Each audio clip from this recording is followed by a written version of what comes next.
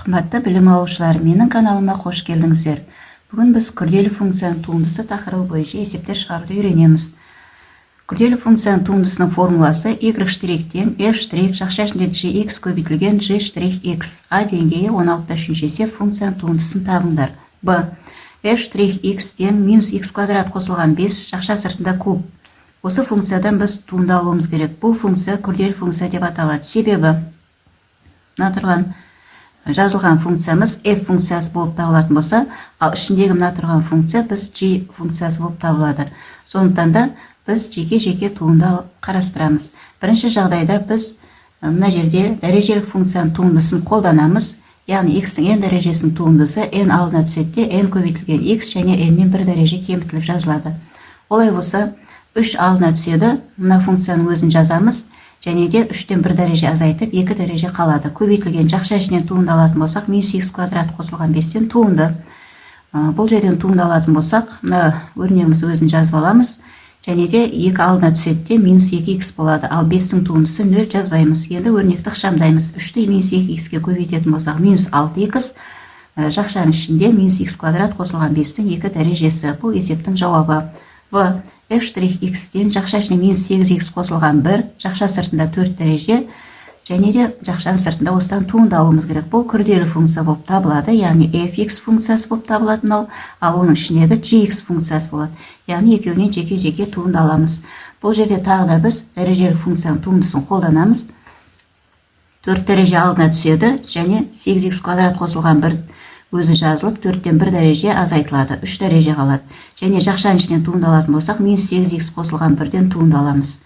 Енді мынау f функцияның орнында тұрған 4 көбейтілген минус 8x қосылған 1 жақша сыртында куб функциясы өзі жазылады, туынды келесі жақшадан туынды аламыз. 2 алдына түседі, минус 16x болады, 1-дің туындысы 0 жазбаймыз. Енді өрнекті ықшамдайық. 4-ті 16x-ке көбейтетін болсақ, яғни минус 64x болады. Және де көбейтілген минус 8x-тің квадраты қосылған 1 3 дәрежесіне қалады. Яғни есептің жауабы осы. 16-та 4-ші есеп А. f'(x) тең 5 көбейтілген 3x қосылған x-тің куб дәрежесі азайтылған 4x-тің 4 дәрежесі жақша сыртында куб. Осыдан туынды алайық. Бұл да күрделі функция болып табылады. Яғни бірінші мына тұрған f функциясы болып формула бойынша, ал жақша ішіндегі g функциямыз. Олай болса, дәрежелік функцияның туындысын формуласын қолданып 3 алдына түседі, 3 пен 5 көбейтіліп 15 болады. 3x қосылған x-тің куб азайтылған 4x-тің 4 дәрежесін өзін көшіріп жазамыз да, 3-тен 1 дәрежені азайтып 2 дәреже қалады. Енді ішінен туынды алатын болсақ, 3x-тен туындысы бізде 3 болады. Себебі x-тің туындысы 1, 3-ті 1-ге көбейтсек 3 болады. x кубтан туынды алатын болсақ 3 алдына түседі. Және де 3-тен 1-ді азайтсақ 2 дәреже қалады, 3x квадрат. 4 алдына түседі, минус 16x болады, 4-тен 1-ді азайтсақ 16x-тің куб. Яғни есептің жауабы осы болады. Б деңгейі 16-та 5-ші есеп. y тең f gx, y тең g fx функцияларынан күрделі функция жазыңдар. А. fx тең синус x, gx тең 2 бөлінген x куб азайтылған 1. y тең f функциясының орнына синусты қоямыз, gx функциясының орнына 2 бөлінген x куб азайтылған 1-ді қоямыз. Мінеке осы күрделі функция болып құрастырылды. Енді мынандай күрделі функция құрастыру үшін y тең g-дің орнына 2 бөлінген fx функциясының орнына біз синус x, яғни куб дәрежелі азайтылған 1. Осы күрделі функция болып жазылды. Енді 16-6 есеп функцияның туындысын тап. А. f'(x) тең 7x-тің 5 дәрежесі азайтылған 3x-тің 7 дәрежесі жақша сыртында 17 дәреже, осының туындысын аламыз. Қосылған 6 азайтылған 3x-тің куб дәрежесі жақша сыртында 13 дәреже. Осыдан туынды аламыз. Тең. Біз бұл жерде функцияның туындысын табу формуласын, дәрежелік функцияның туындысын табу формуласын қолданамыз. Яғни ол n дәреже алдына түсіп, x-тің n-1 дәрежесі болып жазылады. Яғни сол формула бойынша 17 дәреже алдына түседі. Жақша ішіне 7x-тің 5 дәрежесі азайтылған 3x 17 дәреже, және мына жерде 17-тен 1 дәреже кеміп 16 дәреже қалады. Енді жақшаның ішінен туынды аламыз. 7x-тің 5 дәрежесі азайтылған 3x-тің 7 дәрежесінен туынды аламыз. Келесі қосу. 13 дәреже алдына түседі. Көбейтілген 6 азайтылған 3х-тің куб дәрежесі 13-тен 1 дәреже азайтылып 12 дәреже қалады. Енді жақшаның ішінен туынды аламыз. 6 азайту 3х-тің куб дәрежесінен туынды аламыз. Тең. Мына өрнектің өзін жазып қоямыз. 16 дәрежесімен көбейту 5 алдына түседі. 35х-тің 4 дәрежесі қалады. 7 алдына түседі. 21. 3 жердегі 7 21, х-тің 6 дәрежесі қалады. Қосылған мына өрнектің өзін жазамыз. Көбейтілген 6-ның туындысы 0 жазбаймыз. 3 алдына түседі. 9х-тің квадраты минус. Енді осы жазылған өрнек есептің жауабы болып табылады. Келесі f' x тең 3-тен 1 азайтылған 9х-тің куб дәрежесі 27 дәрежесі. Осыдан туынды аламыз. Және де 5-тен 1 x азайтылған 9-ның 30 дәрежесі. Осы функциядан туынды аламыз. Яғни бұлар күрделі функциялар. Енді дәрежелі функцияның туындысын табу формуласын тағы да қолданамыз. 27 алдына түседі. 3-тен 1 азайтылған 9х-тің куб дәрежесінің 26 дәрежесі қалады. Және де жақшаның ішінен тағы да туынды аламыз. 3-тен 1 азайтылған 9х кубтан туынды аламыз. Азайтылған 30 дәреже алдына түседі. 5-тен 1 x азайтылған 9-ның 30-дан 1 дәреже кеміп 29 қалады. Және жақшаның ішінен туындасақ 5-тен 1 x азайтылған 9-ның туындысы. Енді мына өрнектің өзін көшіріп жазамыз. 26 дәрежесімен көбейтілген 3-тен 1-дің туындысы 0 жазбаймыз. 9х кубтың туындысы 3 алдына түседі. 27х квадрат таңбасы минус. Азайтылған 29 дәрежесімен мына өрнектің өзін көшіріп жазамын. Енді 5-тен 1 x-тен туынды алатын болсақ, оның мәні 5-тен 1 болады. Себебі x-тің туындысы 1, көбейтсек 5-тен 1 болады. 9-ның туындысы 0 жазбаймыз. Тең. Ақшамдау жүргізетін болсақ, 27 мен минус 27х квадрат көбейтсек минус 729х квадрат болады. Көбейтілген 3-тен 1 азайтылған 9х-тің куб дәрежесі 26 дәрежесі. Азайтылған мына 30 бен мына жақша сыртындағы 5-тен 1-дегі 5-ті қысқартатын болсақ, мына жерге 6-дан тиеді. 6 көбейтілген жақша ішінде 5-тен 1 x, азайтылған 9, жақша сыртында 29. Осы есептің жауабы болып табылады. 16-та 7-ші есеп. Функцияның туындысын табыңдар. f' x тең жақша ішінде 4 қосылған 1 бөлінген x квадрат куб дәреже, осыдан туынды аламыз. Тең. Дәреженің туындысын табу формуласы қолданамыз. 3 мына тұрған функцияның алдына кеп түседі. 3 көбейтілген 4 қосылған 1 бөлінген x квадрат. Және бұл күрделі функция болғандықтан жақша ішінен тағы да туынды аламыз. 4 қосу 1 бөлінген x квадраттан туынды аламыз. Тең. 3 көбейту 4 қосу 1 бөлінген x квадраттың өзін жазамыз. Көбейтілген 4-тің туындысы 0 жазбаймыз.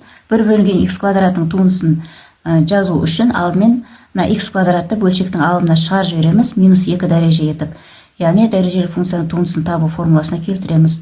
Осыдан туынды аламыз. Мынаның өзін жазып аламыз. Қайтадан көбейту 2 минус 2 алдына түседі. Және де минус 1 дәреже. Минус 2 минус 1 екеу қосылып минус 3 дәрежені береді. Тең.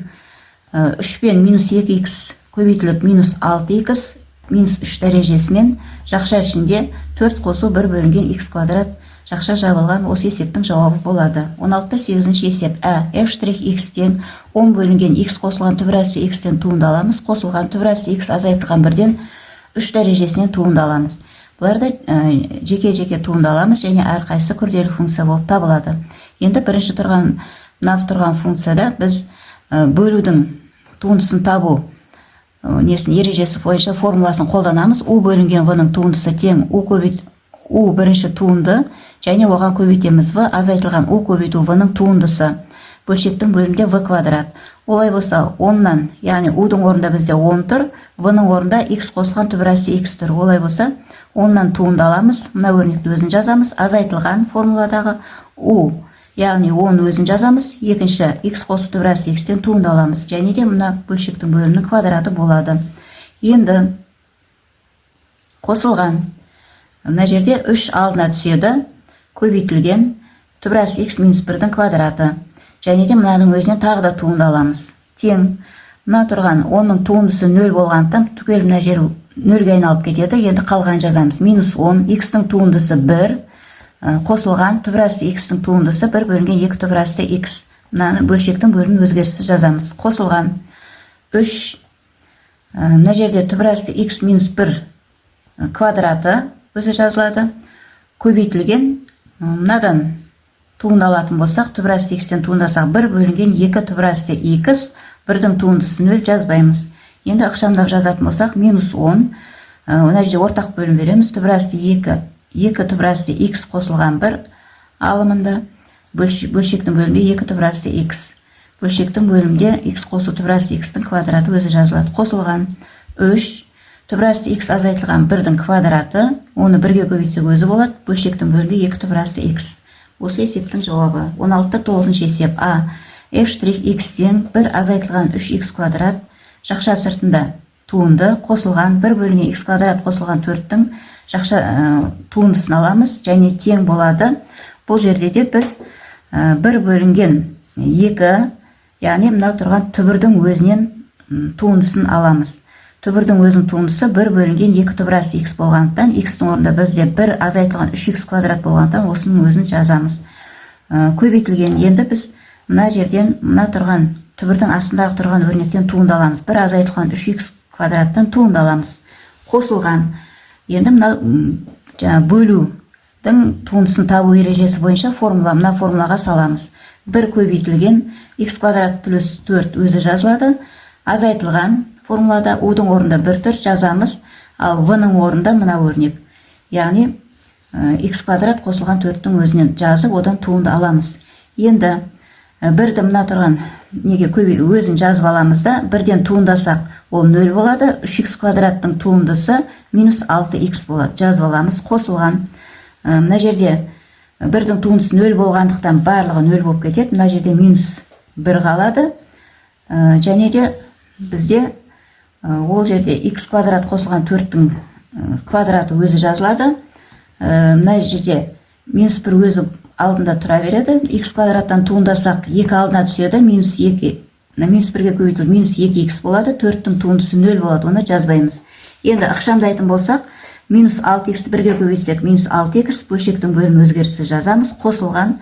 Мына жерде минус болғандықтан, мына жеріміз минуске плюстың орнына минус келеді. 2x бөлінген x квадрат қосылған 4 жақша сыртында квадрат болады. Егер де видео ұнаған болса, менің каналыма тіркеліп, лайк басып, комментарий жазып қойыңыздар, және де достарыңызбен бөлісуді ұмытпаңыздар. Пайдалы білім болсын.